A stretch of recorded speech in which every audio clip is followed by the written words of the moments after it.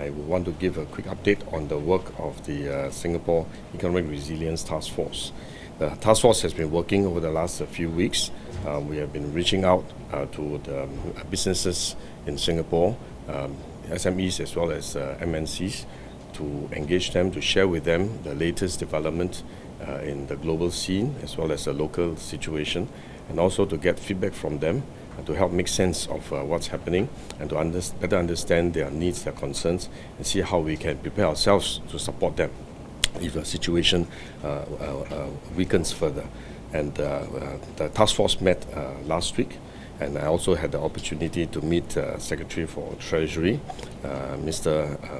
Besant, and we had a very pleasant discussion and a very productive engagement between the two of us. I updated him on the various discussions we had between Singapore and US on collaboration and on strengthening economic relationship. We also discussed the intention to further develop a bilateral relationship, and he has encouraged us to continue to engage USTR and the Department of Commerce to work out the various possibilities and the various options that we are exploring. So I think we had continued to engage the US. But coming back to the overall situation, just to recap, the task force had three key work streams. The first one is on information and sense making. The second one is on helping companies to address immediate impact. And the third one is looking at a longer term preparation for companies to restructure and reorganize so as to be ready for the new landscape when the dust settles. On the first work stream on information sharing and sense making, just to give a quick recap, the 10% baseline tariff remained in force for most countries, including Singapore.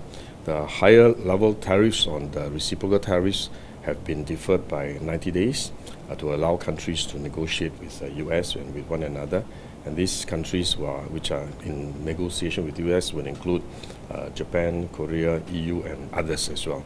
And at the same time, I think we just heard recently that the UK has announced they have reached an agreement with US on what they call the economic prosperity deal. So I think this is a good development, and there is also an agreement between US and China to reduce the tariffs from 145% for US to 30%, and for China from 125% to 10%, and to defer these higher tariffs by 90 days. This would also allow the two countries to come together, to discuss, to engage, to consult one another, and to negotiate for a more amicable settlement in terms of the tariffs. So these are encouraging developments, but I should sound a word of caution because the outlook remains very uncertain. What will happen at the end of 90 days is still a big question mark. It's yet to be known, and whether the negotiation with the other countries will progress smoothly, whether they will eventually settle at a level that are mutually agreeable and workable, is something that is still yet to be seen. The discussion between China and US, of course, is right at the beginning, is a starting point. I think the journey will be quite long. It will take time for the two countries to come to an agreement with one another. Whether they will eventually be able to come to agreement is uncertain. So I think there is a lot of uncertainty remains in the global economy, and it's something that we will need to continue to monitor and be ready to respond as the situation evolves. And it is also important for us to continue to engage our businesses to make sure that they are stay in tune with the development in the world, and to be ready to prepare themselves to restructure their businesses, reorganize their businesses, and to continue to remain resilient.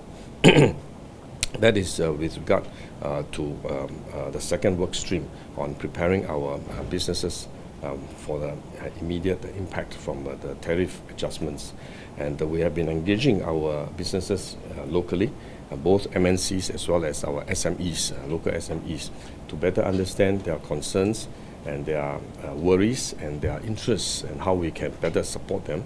I think one of the issues that many of our companies are worried about is the slowdown in global economy, because they're already seeing signs that some of the orders have been delayed, or have been deferred, and some orders have been cancelled. So companies are worried about their revenue going forward. They are worried about also payment from their customers. Some of the orders have been delayed or cancelled, so therefore their revenue will be affected, their cash flow will be affected. So some of them are concerned about working capital, and these are the issues that we will take into account to help them deal with the immediate concerns. And beyond the enterprises, we also talk to our unions, our workers, to better understand the concerns among our employees and workers. Most of their concern at the top of their mind is really job security. Those who have jobs, they want to know whether their jobs are secure. They will continue to have this employment opportunity.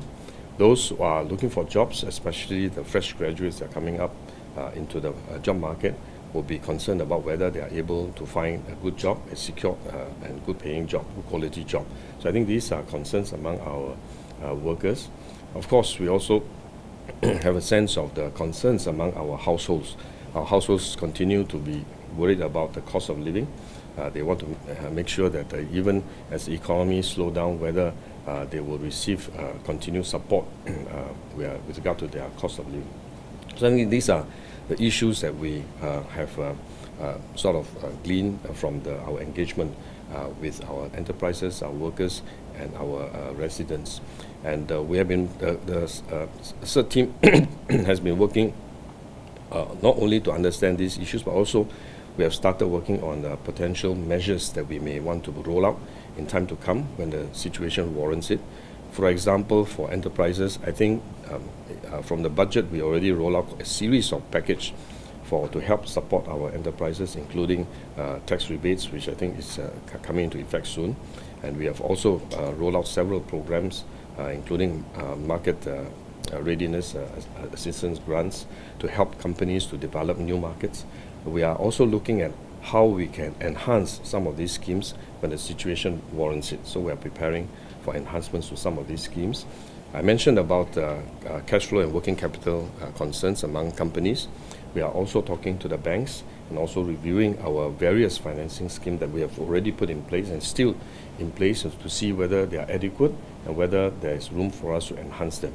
So we are preparing all these schemes, and if the situation warrants, we will roll out some of these schemes to be targeted at helping companies in specific areas of needs. For the workers, the key really is to create more job opportunities and more opportunities for them to stay engaged and stay productive. And therefore, we'll be working with some of the major employers, big companies, to see whether we can continue to support the creation of new jobs. And we have also continued to step up our investment promotion. I think you have heard an announcement of a new investment recently. They are creating more jobs for our Singapore employees and workers. At the same time, we are also exploring stepping up our internship opportunities for some of the workers who may want to go for training, want to go for internship before they secure a permanent job. So I think this is especially for the fresh graduates. This is something that we are working on.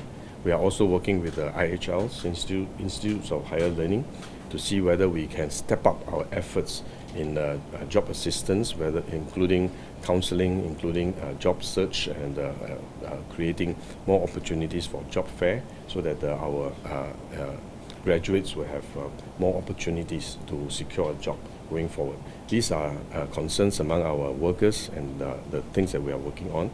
We are, of course, also continuing to step up on our training opportunities for our in-service workers as well as new entrants into the job market, so that they, in addition to securing a job, they can also explore opportunities for training and upgrading. I think the recent announcement on the Skills Future Level Up program is an important initiative. We are also looking at how we can expand the training and upskilling opportunities under Skills Future. So this will help to strengthen our employment market, and we will continue to monitor, and if the employment market remains soft, and we will roll out additional programs to ensure that our workers will be able to find jobs. Lastly, on the households, I think we have Prime Minister has just launched the CDC voucher. I'm sure all of you are familiar with the CDC voucher. This is the first tranche is $500, and another $300 will be early next year. And in addition to that, this year we are also rolling out SG60 vouchers for all the Singaporean adults. So I think this will also go to a large extent in helping households cope with cost of living. And PM has also promised that if need be, if the situation warrants, we are stand ready to provide additional support and help. And that we just want to assure Singapore households that we will be there to support you to make sure that you will be able to cope with the impact of the economic slowdown if it happens. And coming back to the longer term work stream, I think this is with regard to the second work stream. On the third work stream, for the longer term, we will have to continue to work with expanding our market, expanding our diversifying our supply chain to make sure that our economy will continue to remain resilient. So we will be helping our companies undergo restructuring, reorganization so that they remain resilient. So that I think that this is something that we will continue to do. And in addition to helping our companies to undergo the restructuring and reorganization, we are also deepening our partnership with like-minded trading partners. This will include, first and foremost, our ASEAN neighbors. We are, as I mentioned earlier, we have engagement with the ASEAN economic ministers. We are close to concluding the negotiation of ASEAN Trade in Goods Agreement, ATIGA. And we are aiming to complete the negotiation by end of this month. And this is an upgrade to the Trade in Goods Agreement, which is basically a free trade agreement, to further lower down tariff and to remove more tariff barriers so that we can facilitate trade among ASEAN members. I think this signals ASEAN members' commitment to deepen our integration and to strengthen our cooperation among our members. I think this is an important step forward that will signal to the world that we continue to want to be able to work with one another, to continue to trade with one another, and to continue to push ahead with the ASEAN integration. So I think this is with regard to our collaboration within ASEAN. Among the ASEAN members, we have also discussed the possibility of strengthening ASEAN's partnership with other trading organizations, such as the EU or the GCC. So I think ASEAN will continue to engage them, and we are beginning to reach out to them and to provide opportunities for discussion between ASEAN and our dialogue partners. Other organizations such as the CPTPP as well as RCEP, Regional Cooperation for Economic Partnership, is something that we will continue to strengthen and deepen, and we are in discussion with all of them to see how we can open up more opportunities for dialogues with these trading blocs as well as our trading partners. So I think this will allow us to open up more markets for our exports, at the same time to also open up more sources of supply to strengthen our supply chain resilience. So it's both direction. So I think it's important for us to continue to deepen our partnership and collaboration with our key trading partners. So I think these are the areas that we'll continue to push ahead. By the end of the day, I think it's important to remind our businesses and our workers that going forward, the situation, the outlook remains challenging, remains uncertain. There are some good news that countries are beginning to talk to one another. These are encouraging, but it doesn't mean that the trouble is over, because until we are able to settle on the amicable solution among the countries, I think the outlook remains very uncertain. When we talk to our businesses, their feedback is also they are very concerned about this uncertainty because they don't really know what the tariffs are going to be.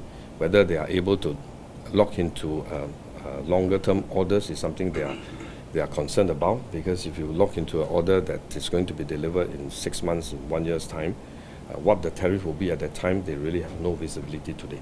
So I think to many businesses, this uncertainty is very worrying and very unsettling. So I think we need to continue to support our businesses, encourage them to look ahead and to prepare themselves to be ready for changes that will come our way, whether it's tariffs or whether it's supply chain adjustments. All these are things that will happen, and we must be ready to diversify our supply chain sources and also diversify our markets for our goods and products.